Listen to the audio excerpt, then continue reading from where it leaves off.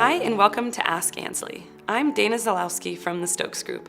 Each week, we'll be answering our clients' frequently asked questions about buying, selling, and all things real estate. This week, we'll be answering the question, what is an earnest money deposit and how much should it be for? An earnest money deposit, or EMD in realtor lingo, is a buyer's good faith deposit on a real estate transaction. This is a buyer's monetary commitment to performing according to the terms of the contract.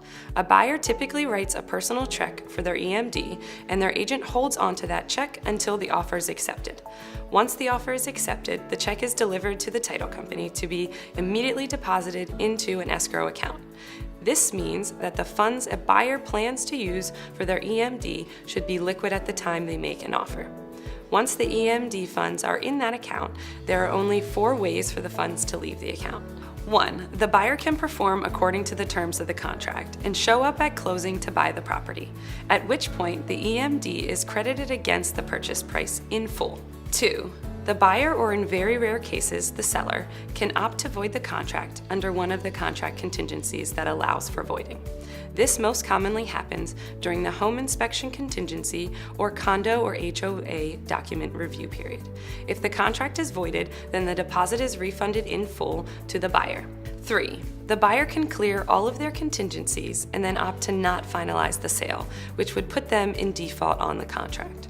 The default paragraph of the contract says that the buyer and seller can mutually agree to the disposition of the EMD in exchange for releasing the buyer from any further obligation under the contract. Sometimes this means the buyer agrees to give the seller the full EMD, and other times the 2 parties will negotiate a portion of the EMD to the seller and a portion returned to the buyer.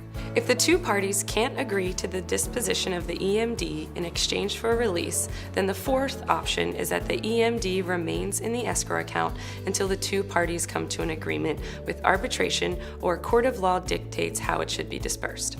Earnest money deposits vary widely across price points and areas.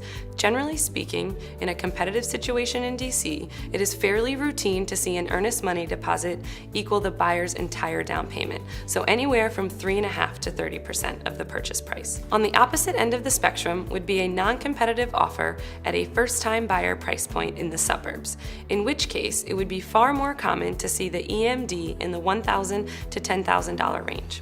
When determining the EMD amount, buyers want to be mindful of their risk exposure if they default while taking into consideration the seller's expectations. As a buyer, seller, or homeowner, you probably have a few more questions, and we'd love to answer them. Call us at 202-270-1081, email us at anslie@thestokesgroup.com, and be sure to keep your eye out for our next video.